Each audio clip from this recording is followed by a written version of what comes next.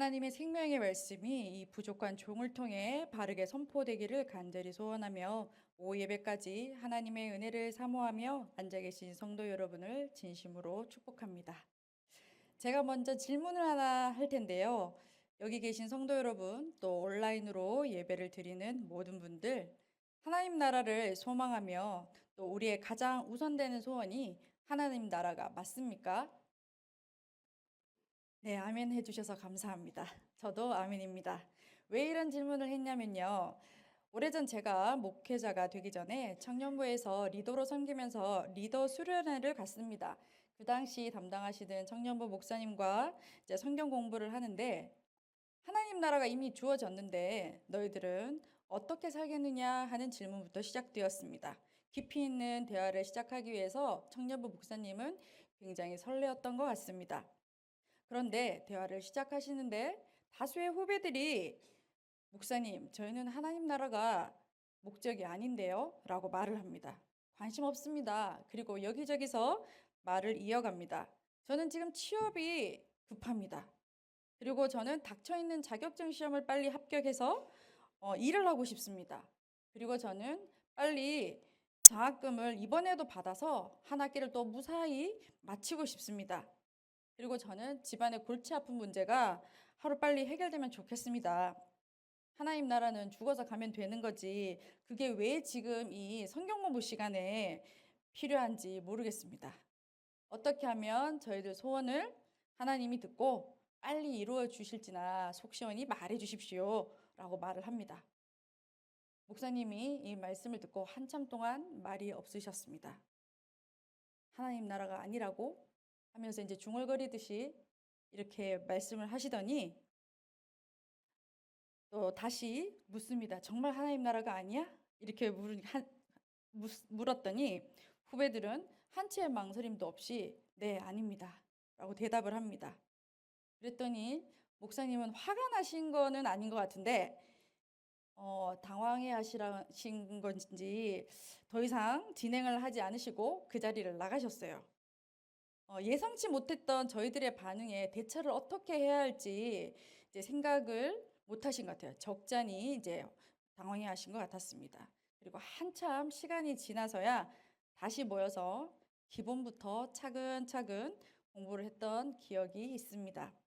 그래서 저도 오늘 똑같은 질문을 드렸어요. 지금 설교를 듣고 있는 여러분들도 만약에 제가 하나님 나라를 소망하십니까? 소원하십니까? 라고 질문했을 때 대답을 안 하시거나 한참 시간이 있거나 하면 저는 이 자리를 내려가야 되는 거죠. 그런데 아멘 하고 해주셔서 참 감사합니다. 네, 왜 그러냐면 오늘 본문의 상황은 예수님이 제자들과 사람들과 또 함께 있습니다. 아시다시피 예수님이 가시는 곳마다 사람들이 많이 따랐지요. 예수님의 말씀을 듣고 싶어서 또 예수님의 치유하심을 그 손길을 바라고 예수님이 가는 곳마다 많은 사람들이 찾아옵니다. 13절을 다시 함께 읽어보겠습니다. 사람들이 예수께서 만져주심을 바라고 어린 아이들을 데리고 오매 제자들이 꾸짖거늘. 네, 오늘은 사람들이 어린 아이들을 데리고 왔습니다. 특히 부모들이 아이들을 예수님께 안수받으려고 데리고 예수님 앞으로 다가왔습니다. 부모가 자식에 대한 사랑은 예나 지금이나 다를 바가 없습니다. 내 아이가 건강하고 이 세상에서 꽃길 걷는 인생이 되기를 바라는 것은 다 똑같지 않겠습니까?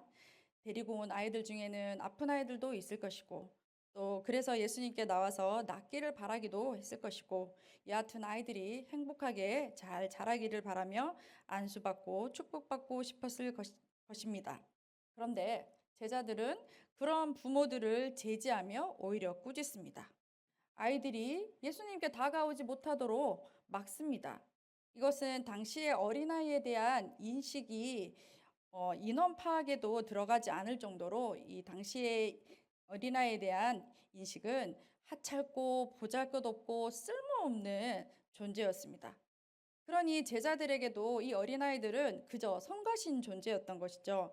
무리 앞에서 말씀을 전하시고 또 아픈 사람을 치유해야 하는 중요한 일을 하셔야 하는 예수님의 바쁜 사역에 아이들은 그저 귀찮은 방해물이었습니다. 그래서 제자들은 예수님을 위한다는 생각이 앞서서 애들을 왜 데리고 와서 정신사납게 예수님 하시는 일을 방해하냐, 이렇게 아이들의 부모를 꾸짖은 것입니다. 이 시대의 제자들의 행동이 지극히 정상적인 모습이며 제자들은 자신들이 해야 할 일을 충실히 잘하고 여겼을지도 모르겠습니다. 아이들로 정신없는 상황을 정리하고 예수님이 말씀 전하고 치유 사역 잘 하실 수 있도록 좋은 분위기를 만들어 주는 것이 그들이 할 일이라 여겼을 것이고, 또 어쩌면 예수님은 알아서 잘 하고 있구나 하실 거라 제자들은 생각했을 거니까요. 그런데 예수님의 반응은 사뭇 달랐습니다. 14절을 함께 읽어 보겠습니다. 예수께서 노하시고 노하시어 이르시되 어린아이들이 내게 오는 것을 용납하고 금하지 말라. 하나님의 나라가 이런 자의 것이니라. 아멘. 예수님은 이 상황을 보시고 노하셨다고 하십니다. 여기 노하셨다라는 표현이요, 단순히 기분이 언짢았다, 좀 나빴다, 그런 의미가 아니고, 그러니까 화가 좀 났다 이런 게 아니고 분노하셨다라는 표현이에요. 굉장히 큰 의미예요. 주석과 자료를 좀 찾아보니까 그 앞선 8장에 인자가 고난을 받고 죽으리라 말씀하셨을 때 이제 예수님이 베드로에게 사탄아 물러가라 하고 꾸짖으셨을 때보다 지금의 상황이 예수님이 더 노하셨다는 상황이 된다고 합니다. 오히려 저희가 생각하면 사탄아 물러가라고 했으니까 그 상황이 더 분노하셨을 것 같잖아요. 그런데 아니고 지금의 상황이 예수님이 더 화가 나신 상황이에요. 우리가 생각해보면 예수님 말씀 잘 전하시도록 정신없이 뛰어다니는 아이들, 조잘조잘 시끄럽게 떠들어대는 아이들 통제하고 이렇게 상황을 정리한 제자들을 오히려 칭찬하셔야 할 것 같은데, 오히려 제자들이 무안할 만큼, 죄송할 만큼 크게 분노하시고 이렇게 말씀하십니다. 15절과 16절을 함께 읽겠습니다. 내가 진실로 너희에게 이르노니 누구든지 하나님의 나라를 어린아이와 같이 받들지 않는 자는 결단코 그것에 들어가지 못하리라 하시고, 그 어린아이들을 안고 그들 위에 안수하시고 축복하시니라. 아멘. 네. 어린아이와 같이 받들지 않는 자는 결단코 하나님 나라에 들어가지 못한다고 말씀하십니다. 하나님 나라가 어린아이와 같은 자의 것이라고 말씀하고 계십니다. 이 말씀은 오늘 본문 외에도 맥락이 같은 구절이 성경에서 3번 더 나옵니다. 마태복음에서는 무려 2번이나 나오고요. 그리고 누가복음에서도 나옵니다. 그래서 마태복음, 마가복음, 누가복음에서 나오지요. 마태복음에서 또 누가복음에서 어떻게 나타내고 있는지 화면으로 한번 보시겠습니다. 읽을 필요는 없고 저 노란 글자를 제가 한번 보겠습니다. 어린아이들과 같이 되지 아니하면, 또 어린아이들을 또 천국이 이런 사람의 것이다. 그리고 어린아이와 같이 받아들이지 않는 자는, 이렇게 비슷한 표현, 어떻게 보면 똑같은 표현들이 있지요. 오늘 보면 15절에서는 어린아이와 같이 받들지 않는 자라고 되어 있는데, 이 받들다라는 단어가 좀 그 의미가 좀 다르게 해석될 수도 있을 것 같아요. 우리가 보통 한글에서 받들다라고 하면 어떤 의미로 다가오나요? 공경에서 모시고 이렇게 받든다 이런 의미로 좀 다가오잖아요. 소중히 대한다. 그런데 이런 뜻이 내포되어 있어서 이 말씀을 그렇게 받아들이기가 쉬운데, 그게 그렇게 해석하기에는 조금 다르게 이해하는 것이 좋을 것 같습니다. 왜냐하면 그것이 이제 원어의 근거에서 봐야 하는데, 마가복음 10장 15절 오늘 읽은 말씀, 그리고 누가복음 18장 17절 받아들이지라는 그 단어를 같이 보면, 화면을 한번 띄워주시겠습니까? 저기 빨간 글씨로 받들지 않는 자, 받들지, 그리고 누가복음에 받아들이지, 이거는 한글 표현은 다르죠. 받들지 또 받아들이지, 한글에서는 받들다 같은 의미가 먼저 다가오고, 받아들이다는 거는 정말 받고 들이다 이렇게 다가오잖아요. 그런데 원어는 어때요? 베코마이라는 헬라어로 같습니다. 그러니까 영어로 번역하면 리시브에 해당해야 돼요. 그러니까 받다, 받아들이다, 그리고 영접하다라는 단어는 왜 있지? 한데 이건 뒤에 가서 설명을 하겠습니다. 이런 의미가 다 같이 있어서 마가복음 10장 15절에 받들다라는 의미는 우리가 쉽게 생각할 수 있는 공경하다, 받들다 의미보다는 그냥 받아들이다. 누가복음에서 나온 것처럼 받아들이다로 이렇게 보면 더 좋을 것 같습니다. 그러니까 원어에서 모두 같은 헬라어 데코마이로 같기 때문에 그렇게 생각하면 더 좋을 것 같습니다. 결단코 들어가지 못하리라. 강한 부정을 사용하셔서 예수님은 자신의 말씀을 강조하셨습니다. 이것을 복음서별로 다시 정리해서 하나님 나라에 들어갈 수 있는 사람은 이렇게 됩니다. 마태복음, 마가복음, 누가복음에서 하나님 나라에 들어갈 수 있는 자를 정리했더니 이렇습니다. 오늘 말씀을 먼저 보면 하나님 나라를 어린아이와 같이 받는 자, 제가 받들다를 받는으로 바꿨습니다. 그리고 마태복음 무려 2번이나 나온다고 했잖아요. 18장 3절에서 천국에 들어가는 자는 어린아이와 같이 되는 자. 그리고 마태복음 19장 14절에는 천국은 어린아이들과 같은 사람의 것. 그리고 누가복음 18장 17절에는 하나님 나라를 어린아이와 같이 받아들이는 자. 공통점은 뭐예요? 공통점은 어린아이와 같이. 오늘 설교 제목이죠. 네.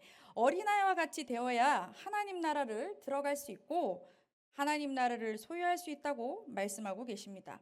그렇다면 그런 정도의 어린아이가 어느 정도인가 궁금해집니다. 어린아이를 가리키는 단어가 헬라어로 무려 3가지나 되는데 한번 보겠습니다. 네오피스, 파이디온, 파이스가 있는데 이제 네오피스는 3가지 의미로 젖을 먹고 있는 어린아이, 옹알이 하는 어린아이, 젖을 뗀 아이. 그러니까 오늘날 아기로 보면 될 것 같아요. 제 영유아부에서 한 1세, 2세 그렇게 보면 될 것 같고 파이디오는 이 마가복음에서만 이 단어를 사용했는데 조금 뒤에 설명할게요. 그리고 마지막 3번째 파이스는 어린아이의 뜻하고 또 하인, 종 이런 뜻으로도 해석이 되는데 오늘날 초등학생 이상의 어린이를 가리키는 말입니다. 그럼 오늘 마가복음에서만 등장한 이 파이디온, 이 아이는 7세 미만의 아이를 가리킨다고 합니다. 그리고 예수님은 이 말씀을 제자들에게 하신 말씀입니다. 너희가 어린아이들과 같이 되어야 어린아이처럼 받들어야 라고 했는데 제자들의 나이가 7세 미만은 아니지요. 성인입니다. 하나님 나라를 꿈꾸고 소망하는 우리도 성인입니다. 오늘날 지금 우리에게 주님이 이렇게 말씀하셨습니다. 하나님 나라를 어린아이와 같이 받아라.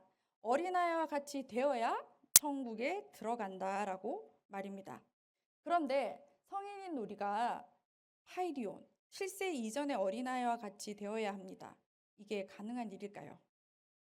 겉으로 보이는 어린아이의 특징을 생각하면 우리는 전혀 천국에 갈 수가 없습니다. 우리가 어린아이라고 이렇게 이미지를 떠올리면 어떤 이미지가 떠오르시나요? 일단 작고 너무너무 해맑고 귀엽습니다. 저는 영유아부와 아기학교를 담당하는 목사입니다. 그런데도 솔직하게 저는 아이들에 대해서 낱낱이 알지는 못합니다. 영유아부에서 제가 유일하게 미혼입니다. 그리고 형제가 없어서 조카도 없습니다. 그리고 친구들, 선후배들 이미 자녀들은 너무 자란 중고등학생, 성인들도 있어서 오늘 본문 말씀에 등장하는 어린아이들은 영유아부에서 만나는 어린아이들이 제게는 유일합니다. 그럼 부서에서 함께 있는 아이들 중에 오늘 파이디온에 해당하는 아이들은 3세, 4세 정도로 보면 되지 않을까. 그리고 유치부에 올라가서는 5세, 6세 정도의 아이들로 보면 되지 않을까 싶습니다. 자, 이 아이들의 특징은 때묻지 않은 순수함, 천진난만함이 과히 독보적이죠. 그리고 하고 싶은 대로 못하면 소리 지르고 울고 또 기분 좋으면 웃고 갖은 애교를 다 부리고 또 갖고 싶은 게 있는데 안 되면 떼쓰고 장소 불문이죠. 이렇게 자신의 감정을 숨기지 않고 드러냅니다. 이것이 바로 어린아이의 특징입니다. 이렇게 마냥 순진하고 착할 것만 같은 어린아이들인데 저는 오래전에 방송에서 너무 놀란 장면이 있었어요. 이 어린아이들을 보다가 너무 놀란 장면이 있었는데 어떤 장면이었냐면 한 6살 정도 되는 아이였어요. 하루 종일 게임을 너무 많이 하니까 어머니가 이 방송에 이제 신청을 해서 이제 고민 상담을 해결해 주는, 다 아시다시피 오은영 박사님이 나오는, 그때는 이 프로그램 달랐던 것 같아요. 우리 아이가 달라졌어요. 뭐 이런 거였던 것 같아요. 네, 게임하는 모습을 이제 CCTV로 또 카메라로 담고 있는데 엄마가 아이에게 약속을 합니다. 이제 책상에 있는 이제 컴퓨터 게임을 하더라고요. 그러면서 그 컴퓨터 옆에 시침과 분침이 있는 탁상 시계를 가리키며 엄마 시장 갔다가 30분 후에 올게. 그때까지만 게임을 하고 있으라며 이제 약속을 했어요. 그러니까 아이가 6살이니까 글자도 잘 모르잖아요. 근데 숫자 6을 가리키면서 긴 바늘이 여기까지만 올 때까지만 해야 돼라고 굳게 약속을 하고 외출을 합니다. 그리고 엄마는 30분 뒤에 온 게 아니라 1시간 뒤쯤 돌아왔어요. 그러면 어떻게 해야 돼요? 그러니까 게임을 안 하고 있어야 되잖아요. 근데 여전히 게임을 하고 있습니다. 당황해하지잖아요. 엄마가 오는데. 그래서 오히려 당황한 어머니가 아이에게 묻습니다. 너 왜 아직까지 게임을 하고 있니? 엄마가 여기 숫자가 6이 오면 30분만 하라고 했는데 하면서 야단을 쳤습니다. 그런데 아이는 엄마를 똑바로 쳐다보면서 당황하지 않고 이 시계 보라고, 아직 시간이 안 됐으니까 나는 지금 열심히 하고 있다고 합니다. 이해되시나요? 이게 어떤 이야기냐면요. 이 시계는 고장난 시계도 아닙니다. 엄마가 30분에 온 것도 아닙니다. 그런데 분침이 그러면 12에 이제 가리켜야 되는데 분침이 좀 8을 가리키고 있어요. 시계는 똑딱똑딱 지나갑니다. 어떻게 된 일인지 알 수 없는 어머니는 이제 제작진과 더불어 카메라를 돌려봅니다. 그랬더니 6살짜리 그 아이가 게임을 하다가 분침이 6자에 오니까 탁상 시계를 확 돌려서 태엽을 돌립니다. 아무도 가르쳐 주지 않았는데 6살짜리 아이가 순진하게 느껴지시나요? 전 처음에 똑똑하다 했는데 이렇게 영악하다니 라고 생각했습니다.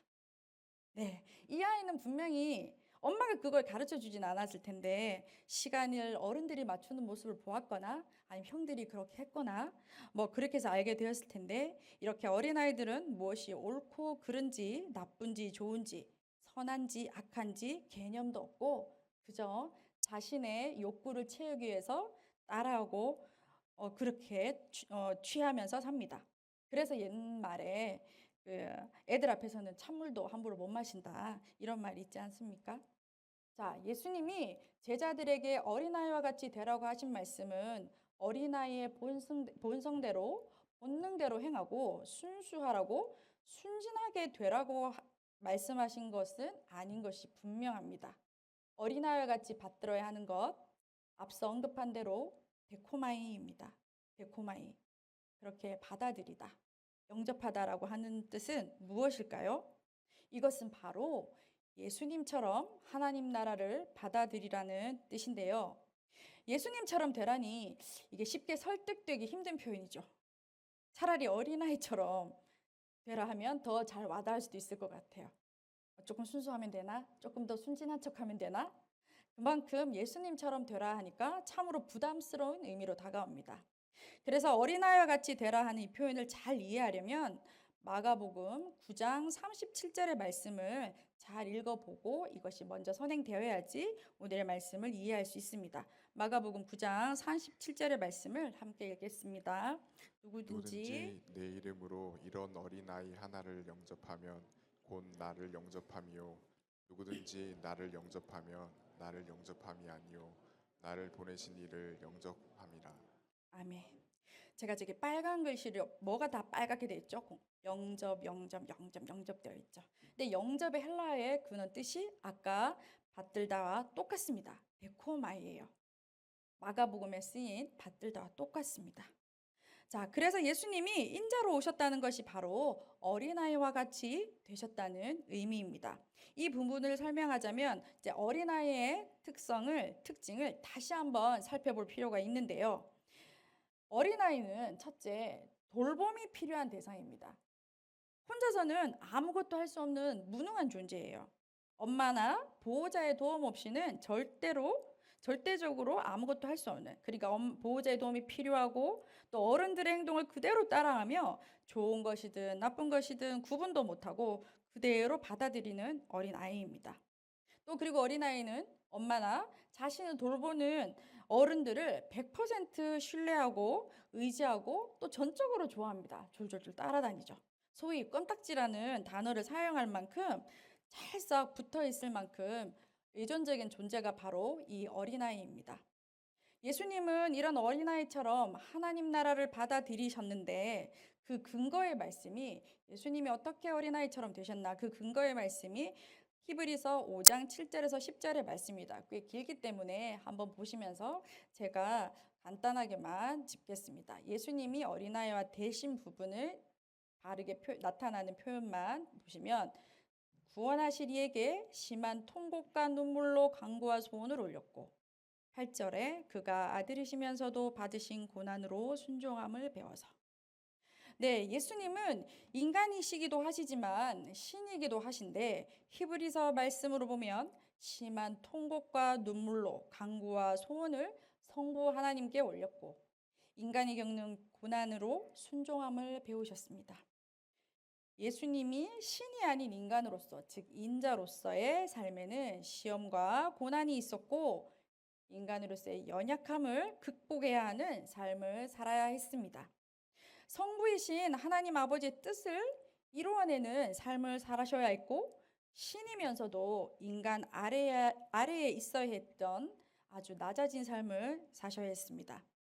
마가복음 9장 37절의 말씀은 제자들이 이 말씀을 하신 데에는 제자들이 서로 누가 큰가 쟁론할 때 예수님이 하신 말씀으로 아까 읽었던 그 말씀을 이해하지 않으면 오늘 말씀에서 하나님 나라를 받아들이는 자는 어떤 행위가 있어야만 한다고 생각할 수 있기 때문에 말씀을 드렸습니다. 하나님 나라는 우리가 뭔가 공로를 세우고 뭔가 잘해야 되고 그렇게 해서 주어지는 하나님 나라가 아닙니다. 하지만 어린아이와 같이 하나님 나라를 받아들인다는 것은 어린아이가 무능하여 전적으로 보호자의 도움 없이 살아갈 수 없는 것처럼 하나님 나라도 전적인 하나님의 은혜이며 나는 예수님 없이 절대 살 수 없다는 그 믿음이 천국에 들어가게 하는 것입니다. 스스로 아무것도 할 수 없는 어린아이처럼 나의 무능함을 인정하고 고백해야 하나님 나라를 받아들일 수 있는 것인데 이것은 곧 주님, 저는 죄인입니다 하며 시인하는 것입니다.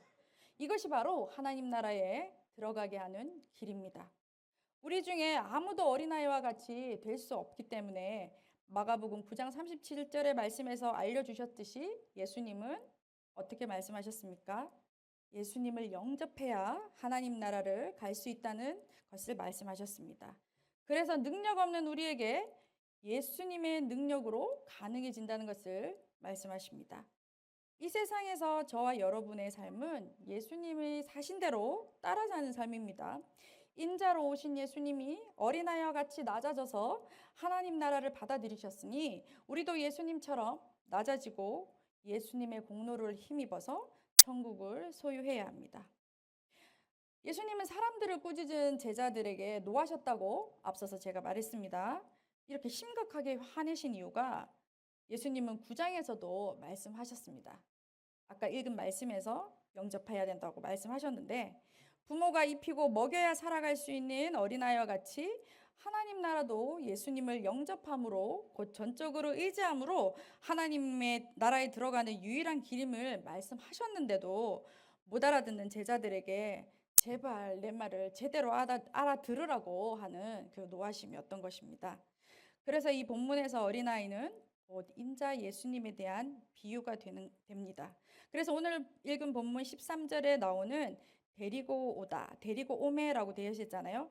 굉장히 중요한 의미가 있는데요. 이것은 헬라어로 프로스페로라는 단어인데 이것은 하나님께 제물을 바칠 때 쓰이는 단어라고 합니다.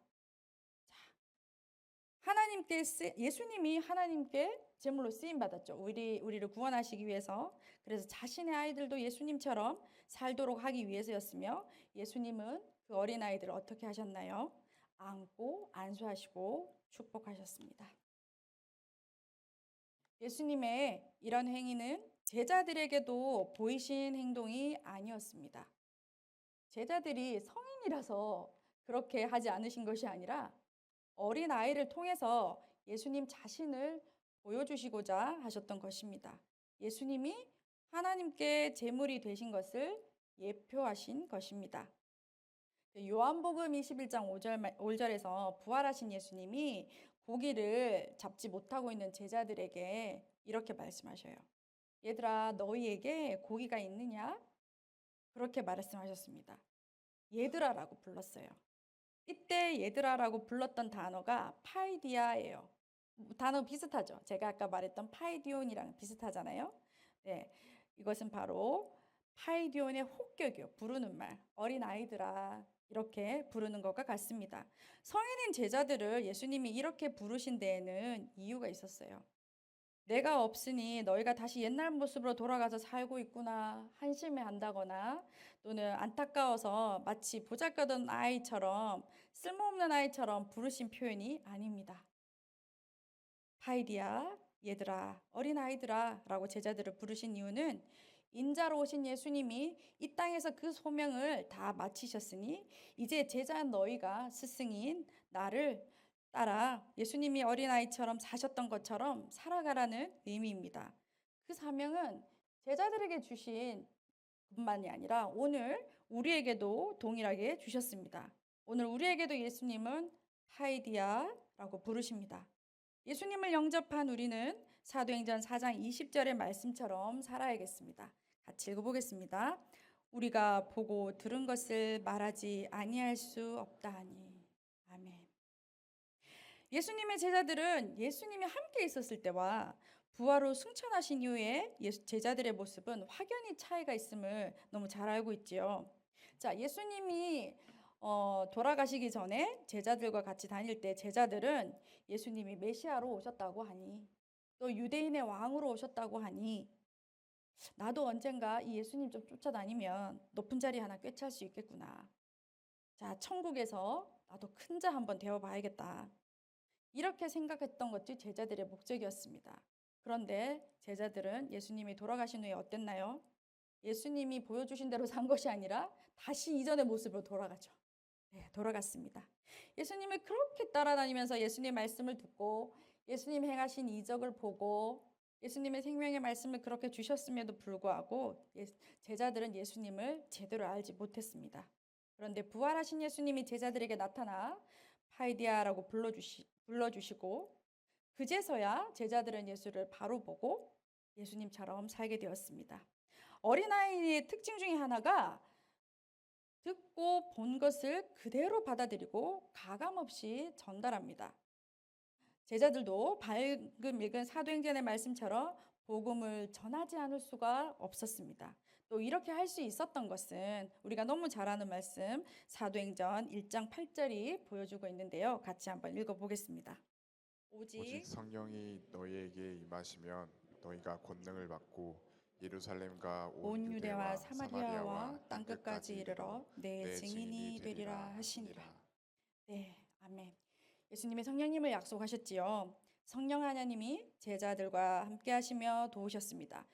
그래서 제자들은 기꺼이 순교를 감당할 수 있었고 끝까지 복음 전파에 최선을 다했습니다. 무능함을 인정하고 어린아이가 전적으로 부모를 믿고 의지하듯이 오늘 저와 여러분도 능력 없음을 인정하고 하나님을 온전히 의지하며 어린아이와 같이 하나님 나라를 받고 누리시며 이 세상을 예수님처럼 넉넉히 승리하며 살아가시기를 간절히 축원합니다. 다 함께 기도하겠습니다. 전지전능하신 하나님 아버지, 생명의 말씀을 허락하심에 감사합니다. 저의 연약함을 고백합니다. 저의 무능함을 인정합니다.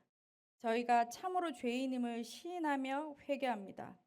용서하여 주시고 성령님 충만케 임하여 주시옵소서. 저희에게 하나님 나라 주시려고 크신 하나님께서 인자로 오셔서 온갖 수욕 다 감당하셨습니다. 저희들 예수님 걸어가신 그 길 순종으로 따라가게 하시옵소서. 어린 아이와 같이 하나님께 꼭 붙어서 하나님만 의지하며 살아가도록 도와주시옵소서. 하나님 나라를 소망하며 하나님 나라를 누리며 살아가는 저희들 모두가 되도록 은혜를 부어 주시옵소서. 저희를 죄에서 구원하신 예수님 이름으로 간절히 기도합니다. 아멘.